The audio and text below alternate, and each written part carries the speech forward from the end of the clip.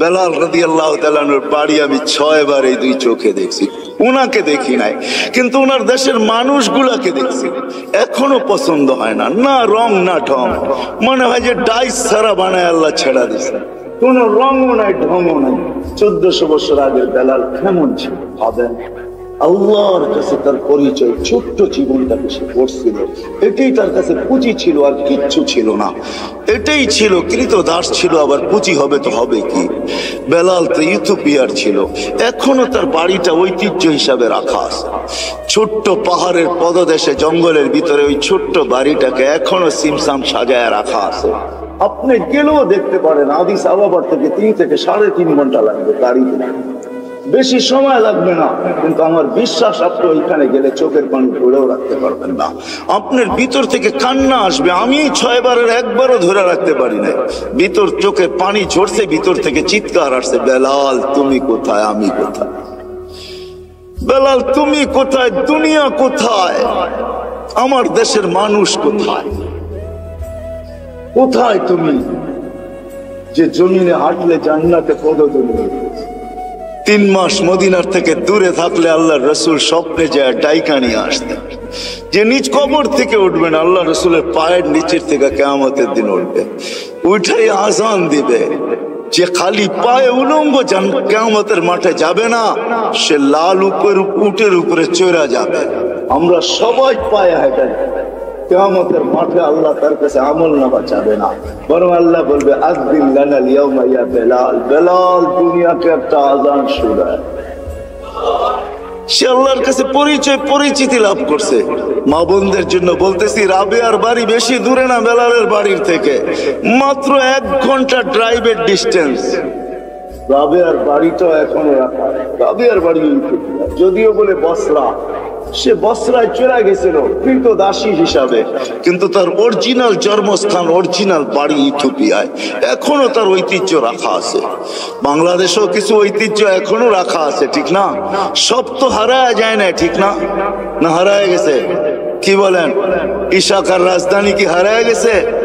না বিক্রমপুরের নাম হারায় গেছে, রাজা বীর বিক্রম হারায় গেছে বটে, কিন্তু বিক্রমপুর এখনো কাগজে কলমে লেখা আছে, ঠিক না?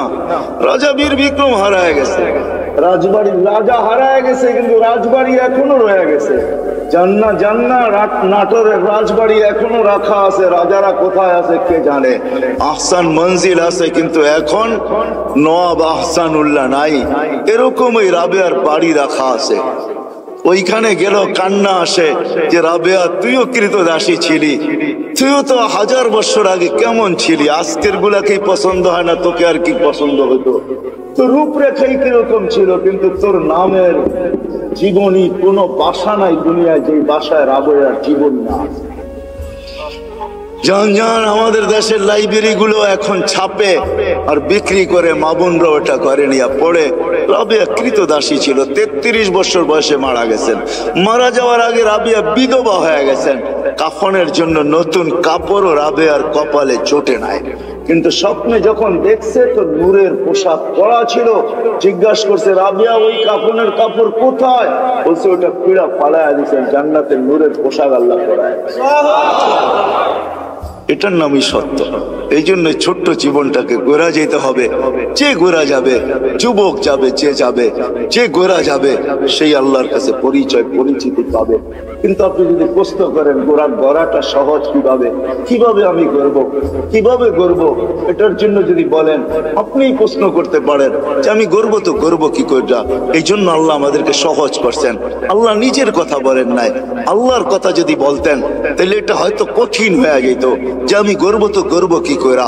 তোমাকে তো চোখেই দেখা যায় না, লা তারাহুল উয়ুন, আল্লাহকে তো চোখে দেখা যায় না। ওয়ালা তুখালিতুহু যুনুন, ধ্যান ধারণায় আনা যায় না। ওয়ালা ইয়াসিফুল ওয়াসিফুন, যার বর্ণনা দিয়া শেষ করা যায় না। বর্ণনা দিয়া শেষ করা যায় না। করবো তো করবো কি করে?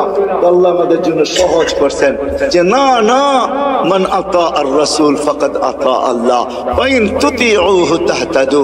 আমার বন্ধুকে পাঠাইলাম, আমার বন্ধুর গোলাম হয়ে যাও, তাইলে জীবন গড়া হয়ে যাবে। আমার বন্ধুর গোলাম হইতে দেরি, ডেলি তুমি প্রতি নামাজের ভিতরে যেটা চাও, হেদায়েত হেদায়েত হেদায়েত, ইহদিনাস সিরাতাল মুস্তাকিম, আমার বন্ধুর গোলাম হইতে দেরি, আমি হেদায়েতের মালা তোমাকে পড়াইতে দেরি করব। আমার বন্ধুর গোলাম হয়ে যাও। ওয়াইন তুতিউহু তাহতাদু মান আতা আর রাসূল ফাকাদ আতা আল্লাহ। যে আল্লাহর রাসূলের গোলাম হলো সে আল্লাহর গোলাম হিসাবে স্বীকৃতি পাবে। আল্লাহ বলে সহজ করে দিলাম, কঠিন করলাম না, আমার বন্ধুর গোলাম হয়ে যাও। বাস্তবিক এটাই সত্য, কবির ওই কথাই সত্য, क्या वफा तूने मोहम्मद से तो हम तेरे हैं। तो अल्लाह बोलतेছে আমার বন্ধুর গোলাম হয়ে দেখ, আমি তোর হয়ে যাব। ये दुनिया क्या चीज है, लोह कलम तेरे हैं। দুনিয়া আর কি জিনিস, সমগ্র জগৎটা তোর হাতে উঠায় দিয়া, যার কারণে সম্ভব ছিল। আজকে তো আমরা যান্ত্রিক জিনিস দিয়ে যান্ত্রিক জিনিসকে হ্যাক করি, ঠিক না? মনে হয় বোঝেন নাই? যান্ত্রিক জিনিস দিয়ে যান্ত্রিক জিনিসকে, টেকনোলজির মাধ্যমে টেকনোলজিকে আমরা হ্যাক করি, ঠিক না? আলী রাদিয়াল্লাহু তাআলা আনহু সূর্যকে হ্যাক করতেছে ইশারা দিয়া, কত বড় হ্যাকার চিন্তা করেন। দাউদ আলাইহিস সালাম সূর্যকে হ্যাক করতেছে ইশারা করা, তুবিস্তা আসর পড়ি না ওইখানে দাঁড়ায়, অথচ ওর গতি পার ঘন্টায় কত 6 লক্ষ মাইল পার ঘন্টায় গতি হ্যাক করতেছে। আপনি তো আজকে ভিডিও কলিং বলেন, এই সূত্র দুনিয়া পাইছে তো পাইছে কোত্থেকে আমাকে বলেন? মুঠোফোনের সূত্র আসছে তো আসছে কোত্থেকে? 1400 বছর আগে ওমর রাদিয়াল্লাহু তাআলা মুঠোফোনের সূত্র আমাদের কাছে উঠায়া দিয়েছেন, যিনি মেম্বরে দাঁড়ায় বলছিলেন সারিয়াতুল জাবাল। 3000 কিলোমিটার দূরে বন্দর আব্বাসে ছিল সারিয়া, সেনা প্রধান ছিল 3000 কিলোমিটার দূরে বন্দর আব্বাস ইরানের শহরে। মেম্বরের উঠতে ছিলেন সিঁড়িতে আর বলতেছিলেন সারিয়াতুল জাবাল, সারিয়া পাহাড় সামলা। 6 মাস পরে যদি মখন মদিনা মুনাওয়ারায় আসছে, সবাই জিজ্ঞাসা করছে সারিয়া সামিতা সাউতা আমির আল মুমিনিন, আমিরুল মুমিনের আওয়াজ কি তুমি শুনছিলে? তো সে হাসতেছে, বলতেছে শুনি নাই, শুধু রাআইতু আন্নাহু ওয়াকিফুন আলা মিম্বারির রাসূল, আমি দেখছি উনি আল্লাহর রাসূলের মেম্বরে দাঁড়ায় আমাকে পাহাড় দেখায়। সূত্র আসছে তো মুঠোফোনের ওইখান থেকে আসছে। ও মেরে দোস্ত, আমি কেমনে বুঝাবো, কেমনে বুঝাবো? কোত্থেকে জানি কই হারায় গেছি। এই ছোট্ট জীবনটাকে করা যেতে হবে। এই জন্য মুহাম্মদুর রাসূলুল্লাহর গোলামি যেই ব্যক্তি অর্জন করবে, যুবক কইরা দেখো না, মজা আসে তো আসে কতটুকু। হায় আমরা ভাবি লাইফ স্টাইল চেঞ্জ হইলেই রাগ হয় না। বাটারার মানুষ, আমাকে বাংলাদেশে ওয়াজ করতে হবে না। যদি পেন ড্রাইভের মতো আমার এইখান থেকে খোলা যেত, তাইলে আমি শুধু পর্দা লাগায় আপনাদেরকে দেখায় দিতাম আমার এখানে কত হাসি, কত কান্না, কত হাসি এখানে সেভ করা আছে, কত কান্না সেভ করা আছে। আমি গত মাসে 23 তারিখ আসছি আমেরিকা থেকে। আমি জানি দুনিয়ার উন্নত বিশ্বে কত কান্না, কত হাসি আমার এখানে সেভ করা আছে। আমাকে বুঝাইতে হবে না এগুলা। মেরে দোস্ত, লাইফ স্টাইল চেঞ্জ করলেই উন্নতি, আমরা সুখী হব না না না না। মুহাম্মদুর রাসূলুল্লাহর গোলাম হইলে আখিরাতের জীবন শুধু বনা হবে না, দুনিয়াও।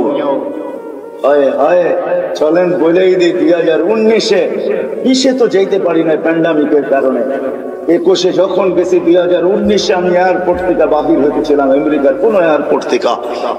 তো আমার সাথে এক মুসলমান ছেলে দাড়ি টুপিওয়ালা মাকে হুইল চেয়ারে নিয়ে আসতেছিল। যখন হুইল চেয়ার শেষ যেখানে গাড়িতে উঠাবে, তো মাকে কোলে করে উঠাইতেছিল। পাশেই আমি এক ইংরেজ মহিলাকে দেখতেছিলাম, চোখের পানি ঝরতেছিল। আমি জিজ্ঞাসা করছি তুমি কাঁদো কেন?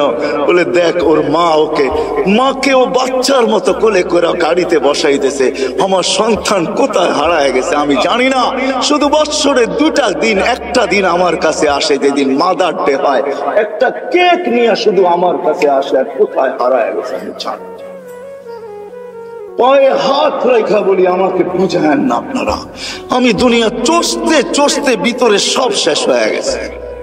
দুনিয়ার কোন এরকম জায়গা নাই, কোরআনে যা আছে যতটুকু আছে আল্লাহ আমাকে চষায় ফেলছে। কেন চষাইছে তাও জানি না, হয়তো আমাকে পিটাবে বেশি এই জন্য হয়তো চষাইতে পারে, যে তোকে পিটাবো বেশি এই জন্য দেখায় তোকে পিটাবো, এটাও হতে পারে, জানি না। কিন্তু আমি চৈষা বলতেছি, লাইফ স্টাইল চেঞ্জ করলেই জীবন সুখী হয়। হায় হায়, আমি বাংলাদেশিদেরকে চিনি, অনেককে চিনি যারা হাতে ধরা চোখের পানি ঝরায়। প্রত্যেকবারই 2-4 জনকে পাই, মা বাবা বাবা বলে, মার সাথে তো সাক্ষাৎ হয় না, কিন্তু বাবা বলে হুজুর দোয়া করেন। আমার জানা ছিল না যে বুড়া বয়সে আমার ছেলের ঘরে আমাকে চাকর হইতে হবে, আমি জানি না, আমার জানা ছিল না। যদিও আমার কাছে গ্রিন কার্ড, যদিও আমার কাছে আমেরিকান পাসপোর্ট, কেননা 2 জনেই জব করে, এদের বাচ্চাগুলাকে দেখবে কে, চিলড্রেন কেয়ারে দিলে ডলার গুনতে হবে, আমাদের 2 জনকে গ্রিন কার্ড দিয়ে নিয়ে আসছেন।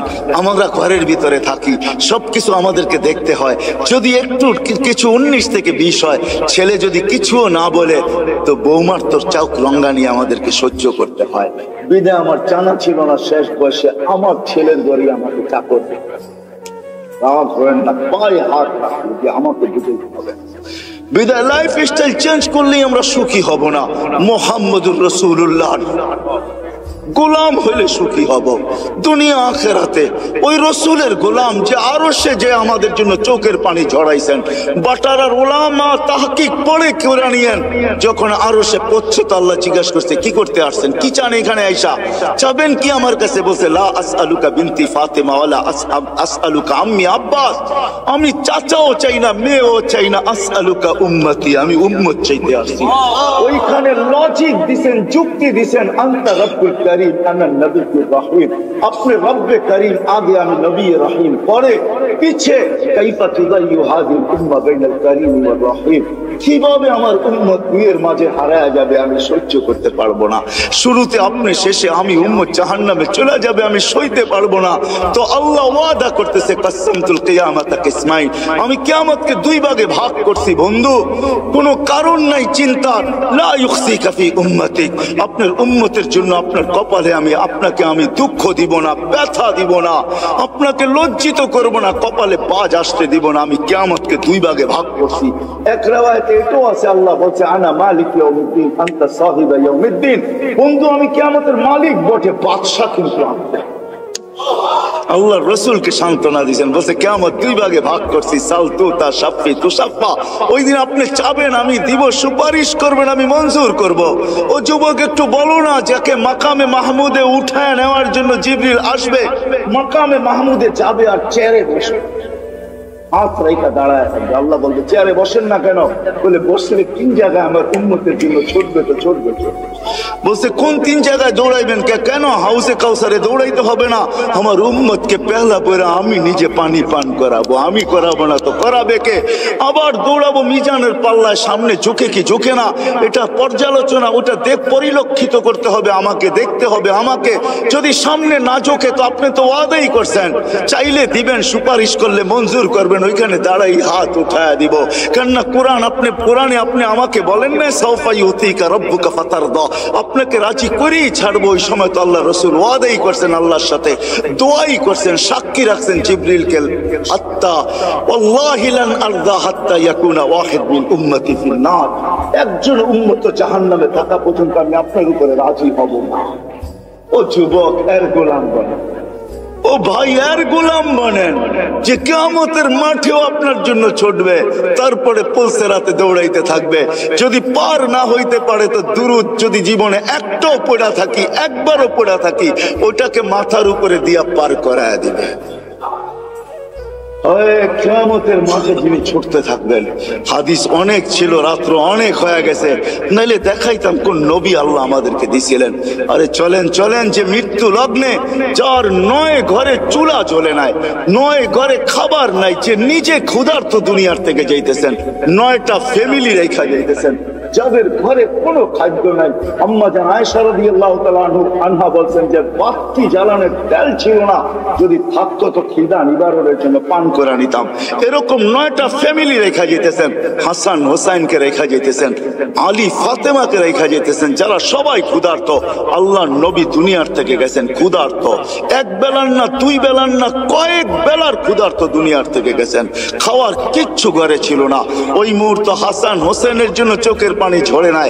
যারা কলিজার টুকরা ছিল, হায় রাত্র অনেক হয়ে যাবে। একদিন দুই ভাই আসছে আল্লাহ রসুলের কাছে, বলতেছে নানা জান আপনি উত্তম না আমরা উত্তম? আল্লাহ রসুল সাদা সিধা জবাব দিছে আমি উত্তম। দুই ভাই হাসতে হাসতে কুটা কুটা হয়ে গেছে। আল্লাহ রসুল বলছে আসো কেন? জবাব হয় নাই। মানি জবাব হয় নাই মানি আমরা দুই ভাই উত্তম, আপনি উত্তম না। তো বলছে কি কইরা? আমাদের আব্বা জানতে চিনেন? আব্বার পরিচয় দিয়া বলতেছে আবু কালাইসা বিশাই, আপনার আব্বা তো কিছুই না। আমাদের আম্মা জানতে চিনেন? পরিচয় দিয়া বলতেছে উম্মু কালাইসা বিশাই, আপনার আম্মা তো কিছুই না। আম্মু নানা জানতে চিনেন? নানার পরিচয়